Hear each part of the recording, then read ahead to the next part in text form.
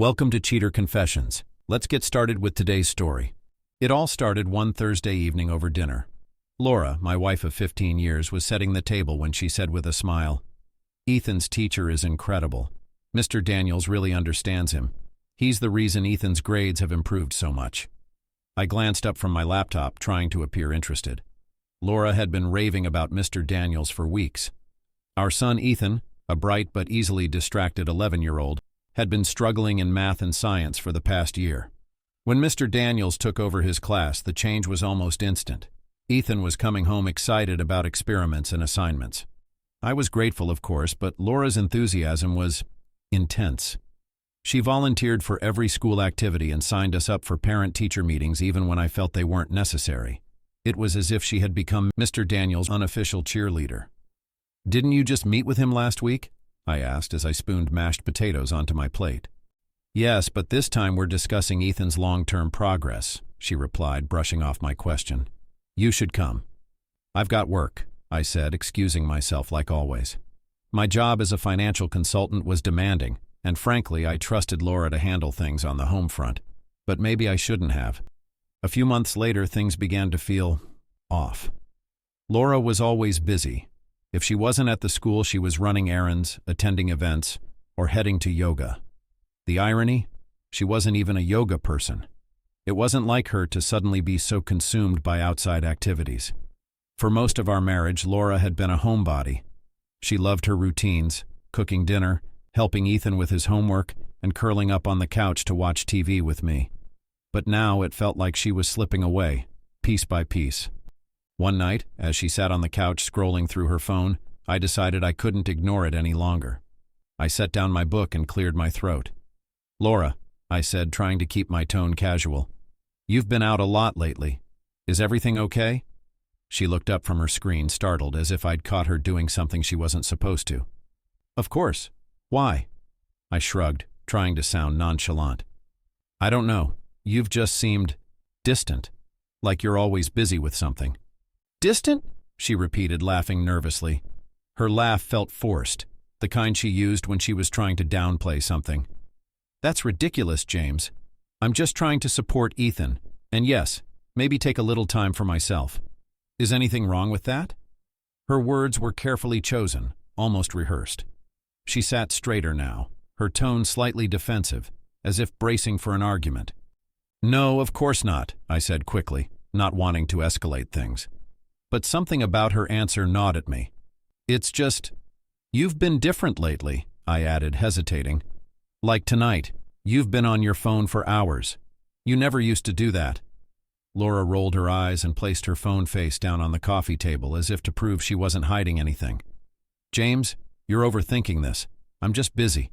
Between Ethan's school, helping with his projects, and managing everything else, sometimes I need a break. That's all."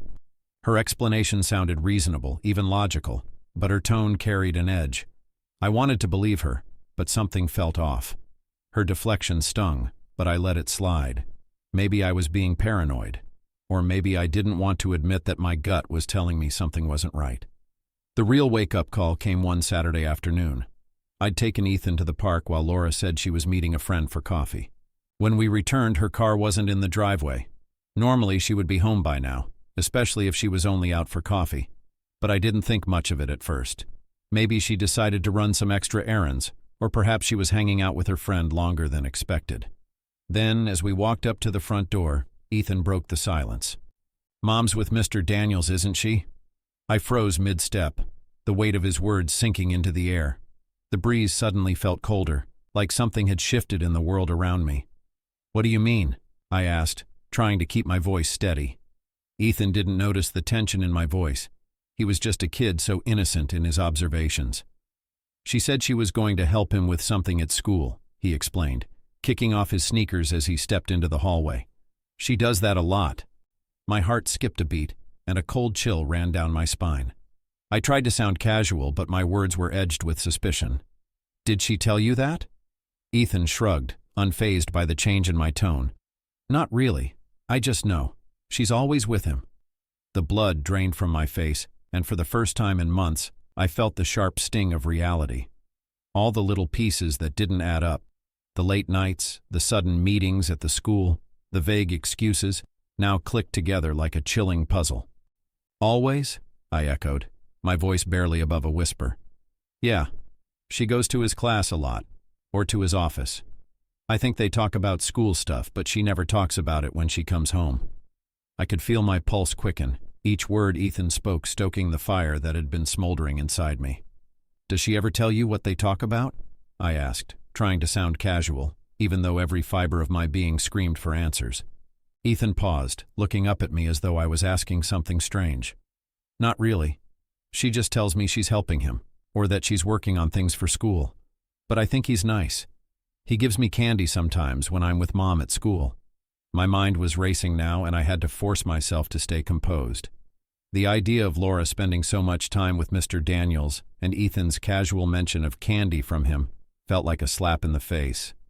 I knew I needed to act, but in that moment, I felt like I was suffocating, trapped between my suspicions and the innocent confusion of my son. The image of Laura and Mr. Daniels alone together was burning into my thoughts. The pieces were starting to fit, and none of them were good. That night, after Ethan went to bed, I confronted her. "Laura, we need to talk." "Can it wait?" she said, avoiding my gaze. "I'm exhausted." "No," I said firmly. "Where were you this afternoon?" She looked at me like I'd asked her to solve a riddle. "With a friend, like I told you." "Ethan said you were with Mr. Daniels." Her face turned ashen. "Ethan needs to mind his own business," she muttered, then quickly corrected herself. "I mean, he must have misunderstood." "Did he?" I asked, my voice rising. "Laura, what's going on?" "Nothing," she snapped, her voice trembling. "You're being paranoid." But I wasn't. I knew something was wrong. For the next few weeks, I paid closer attention. She was secretive with her phone, her excuses grew flimsier, and she seemed more invested in Mr. Daniels's life than our own marriage. One evening, while she was showering, I did something I'd never done before. I went through her messages. My heart pounded as I scrolled through texts between her and Mark Daniels. The messages were intimate, not outright explicit, but enough to confirm my worst fears. "You looked beautiful today. Can't stop thinking about last night. When can I see you again?" My hands trembled as I read through the messages. It wasn't just casual flirting. It was something deeper, something that left no room for doubt. I couldn't ignore it any longer. I needed concrete proof, something undeniable. So, the very next day, I hired a private investigator. The investigator was thorough, shadowing Laura when she went to school, documenting every interaction between her and Mr. Daniels. He followed them discreetly, always keeping a safe distance, taking photos of every exchange. At first, it seemed innocent enough. Just casual conversations in the hallway, brief exchanges outside the school during pickup times. Nothing alarming, yet my gut told me it was more than what it seemed. Then one afternoon, the investigator caught something far worse. It was after a parent-teacher meeting, the kind Laura always insisted on attending. The private investigator snapped photos as they walked out of the building together, laughing softly, then paused by a car in the parking lot. I froze when I saw the next picture. Mr. Daniels leaned in and kissed her. It was a quick, passionate kiss, like something out of a movie. But it was real, and it was a betrayal. The investigator didn't stop there. He followed them as they drove off, and sure enough, they pulled into Mr. Daniels's driveway. The photos kept coming. Laura stepping out of her car, looking around cautiously before heading into his house. She didn't even try to hide it anymore. When the investigator finally delivered the pictures to me, my heart sank. There they were, clear as day. Laura and Mr. Daniels, caught in lies, their affair exposed for what it truly was. I knew this wasn't something I could ignore any longer. I couldn't let her continue to tear our lives apart, pretending everything was fine. The next day, I knew it was time to confront her with irrefutable proof. Ethan was at a friend's house, so it was just the two of us. I waited for her to come home from one of her endless errands, her face as calm and carefree as ever. "Laura, we need to talk," I began, my voice shaking with barely contained anger. She looked up from her book, feigning innocence, her expression a mixture of annoyance and confusion. "What now?" I didn't waste time. I pulled out the envelope the investigator had given me, my hands trembling as I took out the stack of photos. I placed them on the table in front of her, watching her face as she saw the evidence I had gathered. "What is this?" I asked. Her face turned pale as she stared at the photos. For a moment she said nothing. Then she sighed. "It's not what it looks like," she whispered, almost pleading. "Really?" I snapped. "Because it looks like my wife is having an affair with our son's teacher." "It's complicated," she stammered, looking anywhere but at me. "Complicated?" I repeated, incredulous. "Laura, you're cheating on me, with someone who's supposed to be a guiding figure in our son's life." She burst into tears, but I couldn't bring myself to feel sorry for her. I was too angry. "James, I'm sorry. I didn't mean for it to happen. It just did." "That's your excuse?" I yelled, the anger boiling over. "You didn't mean for it to happen? Do you even understand what you've done?" She fell silent, tears streaking down her cheeks as she looked at the photos in front of her, finally realizing there was no denying it. No more excuses. The truth was staring her right in the face, and all I could think about was the damage she'd done.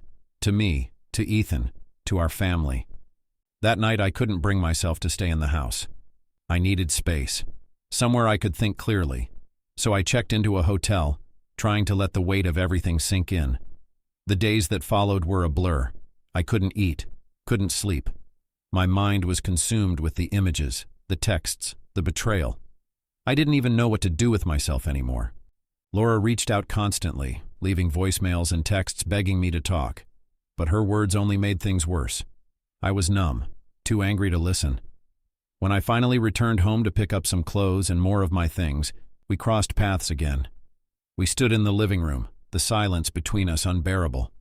"James, please," she said, voice trembling. "Can we just talk?"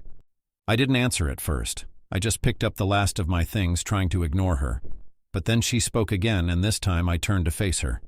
"It started out innocent," she said. "We were just talking about Ethan's progress. But then, I don't know. He made me feel special." "And I don't?" I shot back. "It's not that," she said weakly. I got caught up."